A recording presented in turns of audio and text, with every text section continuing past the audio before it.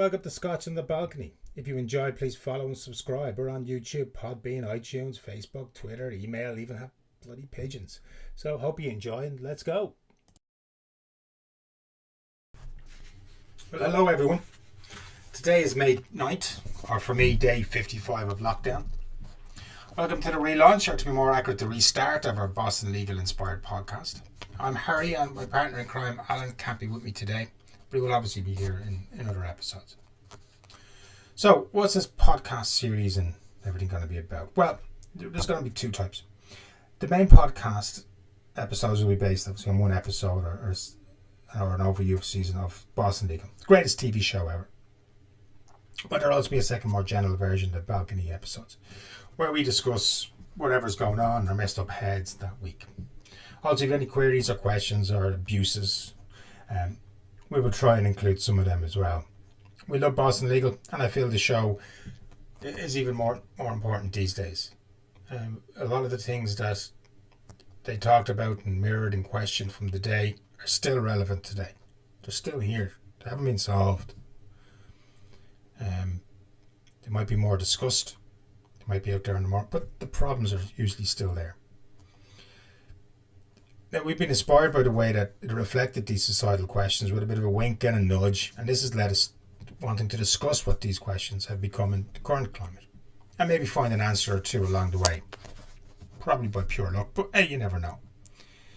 The show combined not just normal discussion, but discussion with heart and fun, while having important messages and questions laid out for you as well. And we will try and bring that to our episodes. Now, one of us loves William Shatner, and the other loves James Spader more. So, shouldn't take you too long to figure out which one of us that is. Now, in the Boston Legal episode, we'll be discussing each episode in relation to the cases presented, the character arcs, and also a breakdown of the important moments as we see it. The main themes as such. In each episode, there is usually a question or questions being asked through those cases that the firm is involved in, and these are the main part of our discussion. And sometimes they will also overflow into our extra balcony episode. Now, we'll obviously be discussing the balcony scenes, as this is the inspiration for our podcast. You know, how could you not?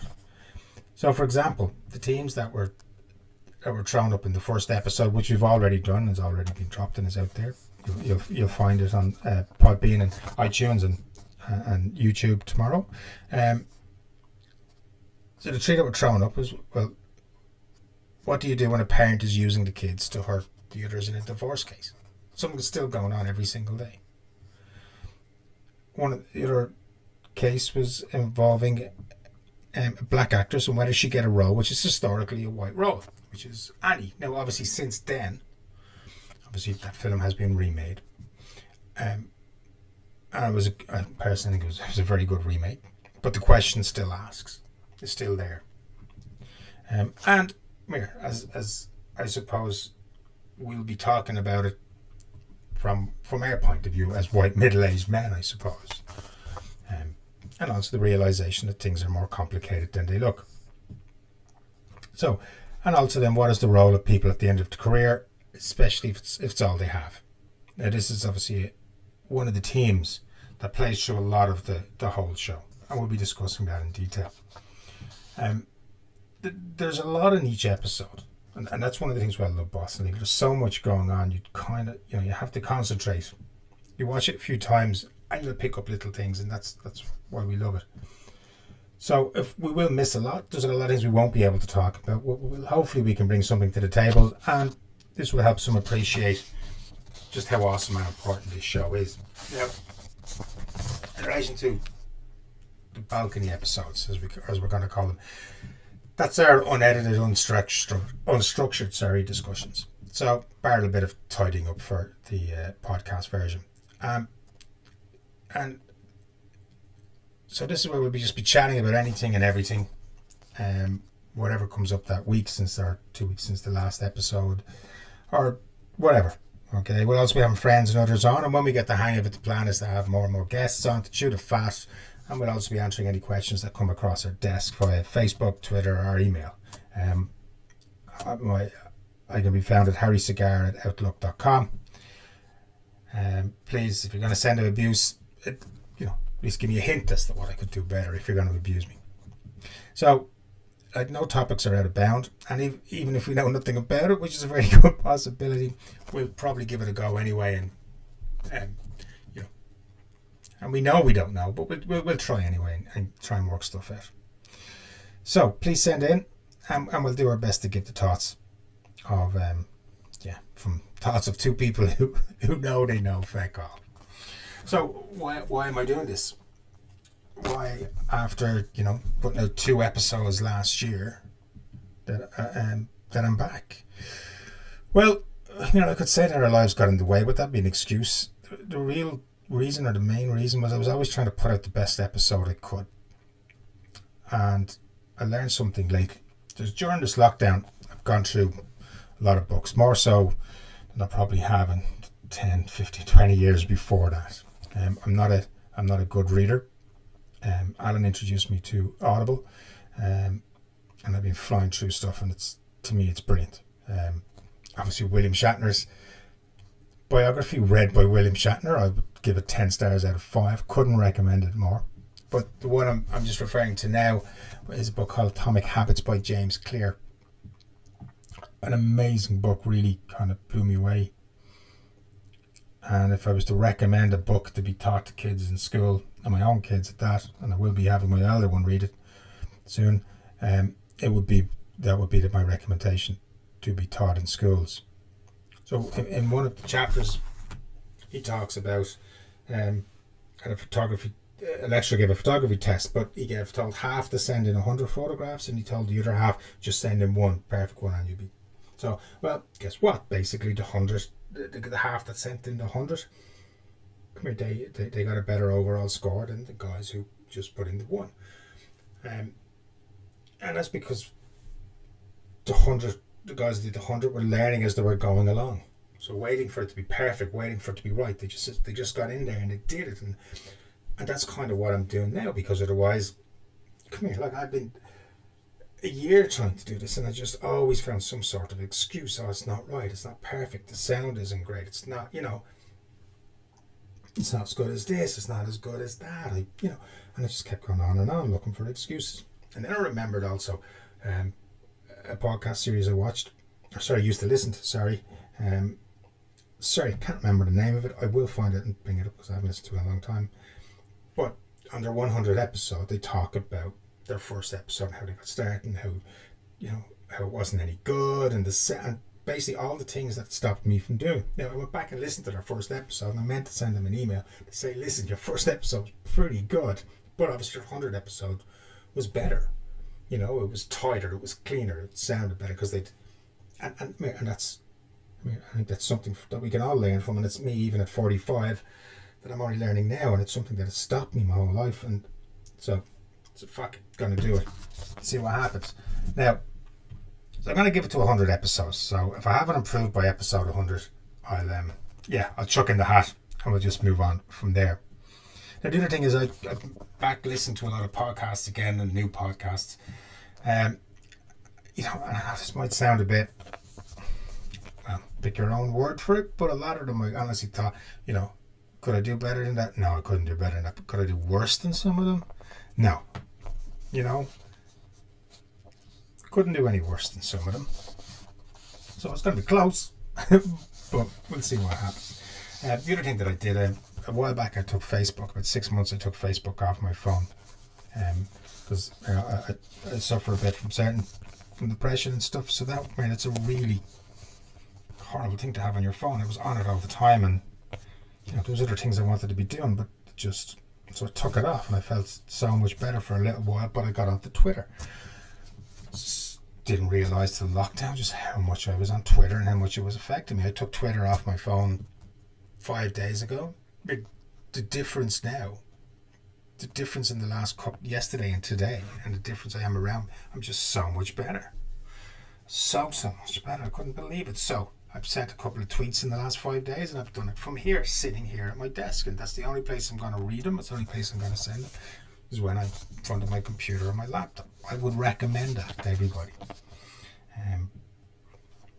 So that's kind of what's brought me to a point where after 12 months I'm ready to just do it, and whatever happens, happens. I'm not going to think too much about it.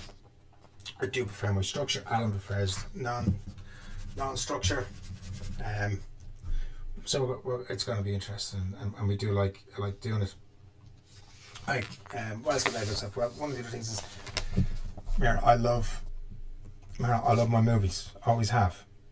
First movie that really blew me away was John Carpenter's Escape from New York when I was about 12 or 13.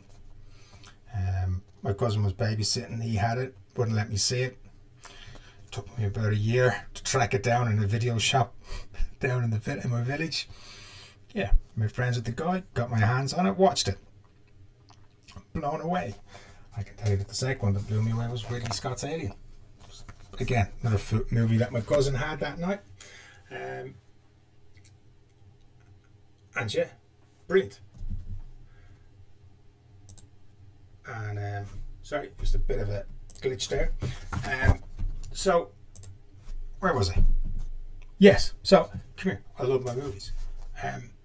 And if you were to ask me what terrible movies I've watched, I would tell you that I'm two. It's two movies. I won't mention them. And the only reason why I think these two are terrible movies is because I never finished them. I can't remember a movie that I've watched where I haven't enjoyed it. Even at a minimum amount, I've enjoyed it. You have to appreciate the amount of time and effort that goes in to making a movie. Now you could argue not everybody is in it for the art or to do their best. Well, no, but the majority of them are. They're all trying to do their best to make something to either entertain or tell a story or, give some opinion or something. But you gotta give them some respect. You gotta appreciate it. And by the way, of the two movies which I think are terrible because I didn't finish them, one of them was not a movie called Jurassic Shark. I found it on Amazon the other day. Oh my god, it's so bad. I loved it. Because I love movies like that. It was so bad. But I had to appreciate these people were doing their best under the circumstances. And I'm here. It was brilliant. I couldn't recommend this movie more. Please go watch it. It's 70 minutes long. Get the popcorn out. Watch it with a friend. Don't usually watch movies with people because, especially I've found out with people, my family, because they talk. They just talk. I'm watching the same movies, we'll talk afterwards. But there is an exception to that, and they're, B movies and stuff. This is one. Please, go watch it. But on that note, it was just a couple of articles that I wanted to mention that I've come across lately that I'm going, seriously, what is wrong with people? So one of them was an article I came across the other day asking the Gladiator, which I think it's his 20th anniversary, deserved the best film Oscar. It was a terrible piece.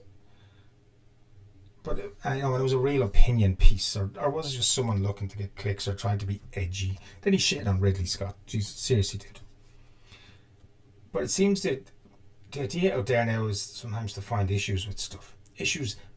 Something that's wrong with something like that no one else has come up with, and put it in a way that no one else, to say, hey, look at me, I'm smarter than you because I saw what was wrong with it this way and that.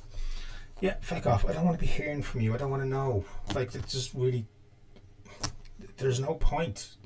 As far as I'm concerned, there's no point. There's no reason for that. Another one I came across only yesterday was one about the original Terminator movie.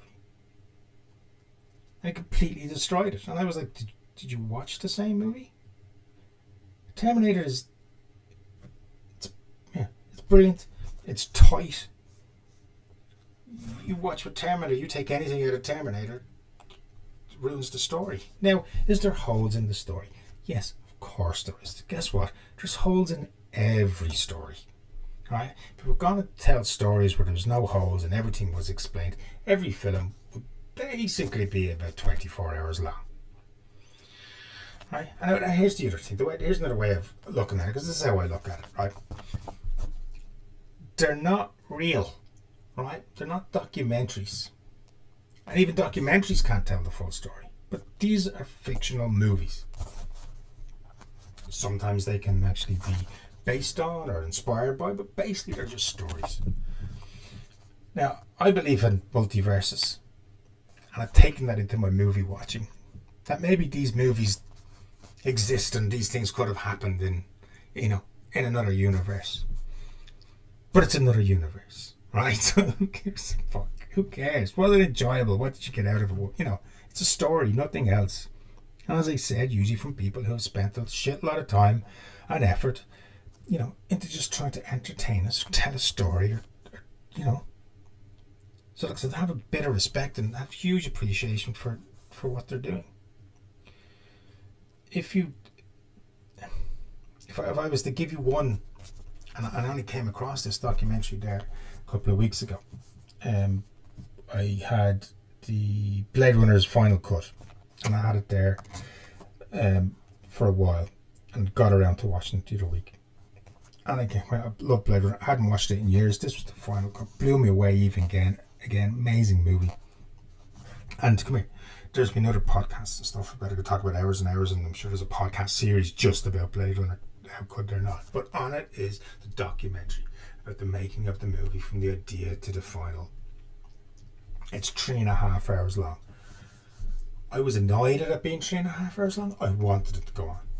But I would recommend you watch it, engross yourself on it, and you get an idea of what went down to make this movie. And if you can't appreciate movies after that, here's my advice. Either A, stop watching movies, or B, stop talking about movies, because you're not helping anyone. Stop helping. So basically that's it. Just a little bit about me and a bit of, give you an idea of what's coming.